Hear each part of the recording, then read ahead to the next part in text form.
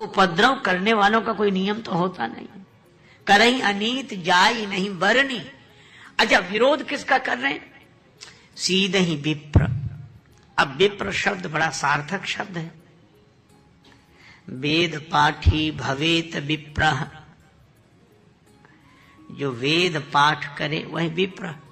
और वेद पाठ करने वाले, धर्म का ज्ञान रखने वाले और धर्म का आचरण करने वाले और धर्म का दूसरों को उपदेश देने वाले विप्र हैं, ब्राह्मण देवता हैं।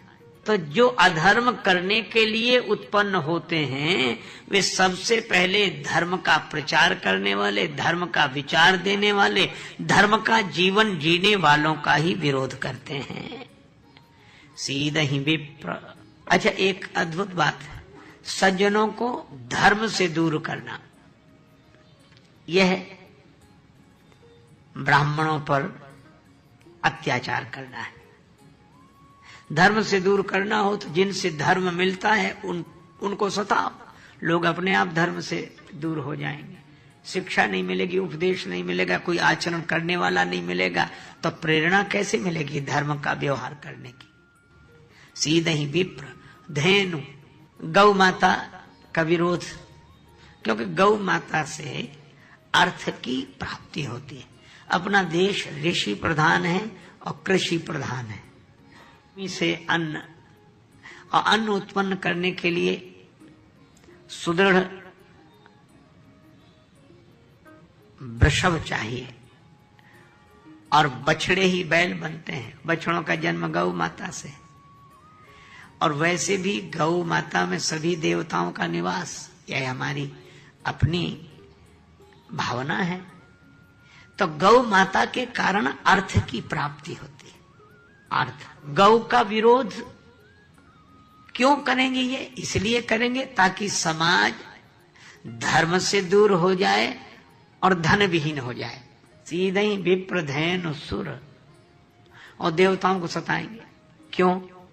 क्योंकि धर्म हमारे जीवन में उतरता है ब्राह्मणों के द्वारा, अर्थ जीवन में आता है गौ माता के द्वारा, और कामनाएं पूरी होती हैं देवताओं के द्वारा।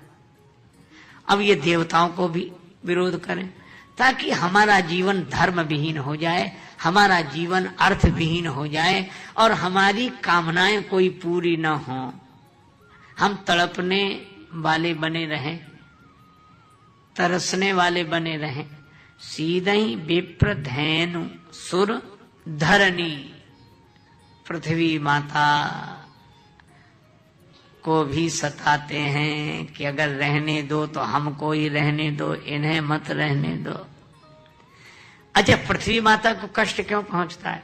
पृथ्वी माता है, अब माता की गोद में उनकी सभी संतानें हैं, और एक संतान उपद्रव करके उसकी दूसरी संतान को मिटाने की चेष्टा करे तो धरती माता को दुख होगा ही।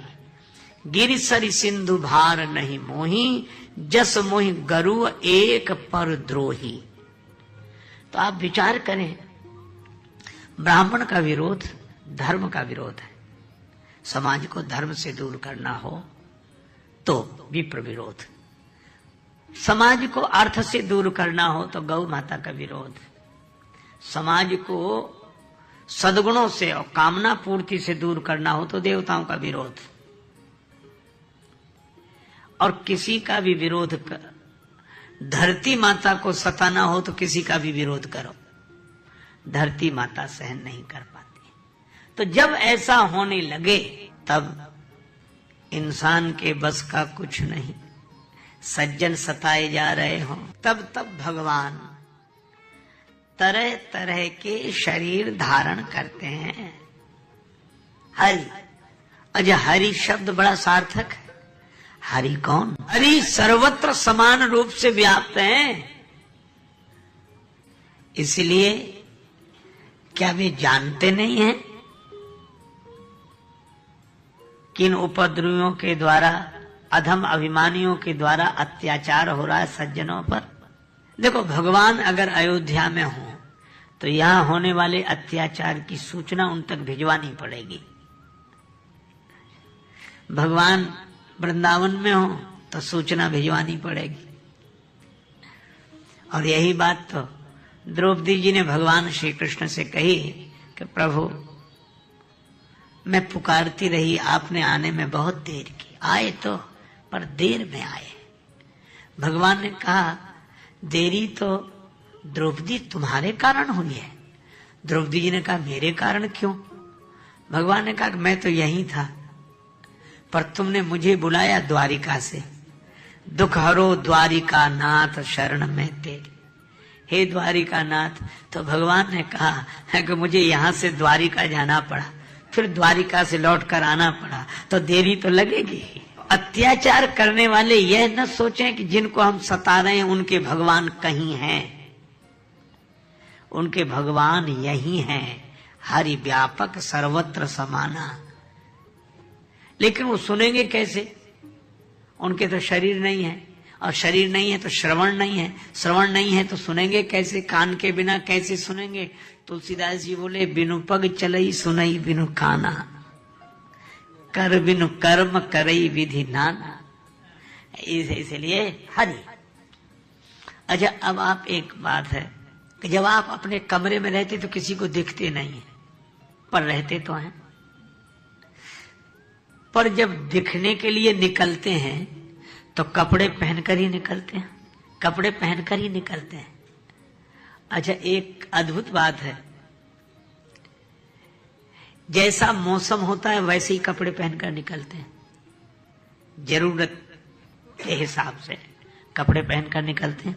सीधी सी बात है, जब हम कमरे में होते हैं तब हमें कोई देखता नहीं है, और जब हम कमरे से बाहर दिखने के लिए या कुछ करने के लिए निकलते हैं तो कपड़े पहनकर निकलते हैं, और जैसा मौसम होता है वैसे कपड़े पहनकर निकलते हैं।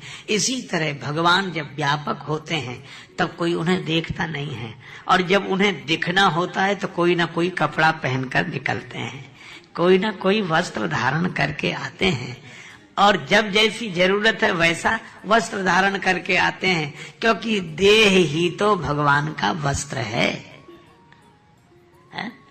अच्छा देखो, जब श्री राम श्री कृष्ण रूप की ओढ़नी ओढ़कर भगवान बाहर निकलते हैं, राम रूप कृष्ण रूप की ओढ़नी ओढ़कर जो आए उसका नाम परमात्मा है, और शरीर की ओढ़नी ओढ़कर जो सब जगह उपस्थित है उनका नाम आत्मा है। ये शरीर की ओढ़नी ओढ़े तो भगवान भी वस्त्र धारण करके आते हैं, और विविध जब जैसी आवश्यकता है तब। अब खंभा फाड़ना था तो राम जी बनकर तो नहीं फाड़ा जा सकता खंभा, क्योंकि राम जी तो बड़े कोमल है, सुकोमल। श्री कृष्ण भगवान तो बड़े कोमल है। तब भगवान ने सोचा कि प्रहलाद जी पुकार रहे हैं तो खंभा फाड़ना है, तो खंभा फाड़ने के लिए भगवान ने वैसे ही रूप धारण किया, नरसिंह भगवान का। वैसे ही वस्त्र पहनकर आए, खंभे को फाड़ दिया। पैज परे प्रहलाद ही के प्रगटे प्रभु पाहन ते, पत्थर को चीर कर प्रकट हो गए भगवान, वैसे ही रूप बनाया। और जब व्यवहारिक आदर्श की स्थापना करनी हुई तो भगवान धीर गंभीर आचरणशील दिव्य रूप में श्री राम जी बनकर आ गए। अब जब द्वापर आया तो भगवान ने सोचा कि हमसे उपदेश तो लिया लोगों ने, ये अच्छे आचरणशील बने, शांति तो मिली, लेकिन अब युग दूसरा आ गया है, इन्हें अपनी ओर खींचना होगा। तो अपनी ओर खींचना, खींचने को बोलते हैं कर्षण, इसीलिए वो शब्द बना है आकर्षण। तो जो अपनी ओर खींचे, कर्षण करे, उसी का नाम कृष्ण है। और श्री कृष्ण ने ऐसी ऐसी लीलाएं की, ऐसी ऐसी लीलाएं कि न चाहते हुए भी मन उनकी ओर चला जाता है। श्री तुलसीदास जी के एक शिष्य थे, वे बोले अपने गुरुदेव से कि गुरुदेव कुछ दिन वृंदावन होकर आए। हाँ जरूर जाओ। गए, पर गए तो गए, लौट कर नहीं आए। तो श्री तुलसीदास जी ने एक पत्र के द्वारा आधा दोहा लिखा और उनके शिष्य ने उस दोहे की पूर्ति करते हुए दूसरी पंक्ति लिखी। तुलसीदास जी ने लिखा, कहा कमी रघुनाथ लो जो तुम छाड़ी बान।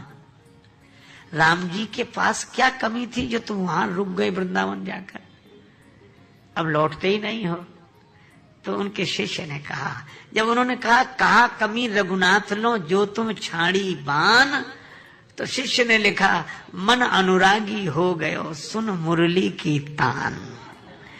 क्या करें, उनकी मुरली की तान ने मेरा मन मोह लिया। आकर्षण करे, कर्षण करे। तो भगवान जब अपनी ओर आकर्षित करना चाहते तो ऐसा स्वरूप, ऐसी लीला लेकर आते हैं, और जब व्यवहारिक आदर्श उपस्थित करते हैं तो श्री राम रूप में आते हैं। अरे और तो और खम्भ विदारना हुआ तो नरसिंह रूप में आते हैं। देखो पृथ्वी पाताल में चली गई तो बारह भगवान होकर उद्धार करते हैं। आशय यह है कि भगवान तरह तरह के शरीर धारण करते हैं जब जैसी आवश्यकता होती है।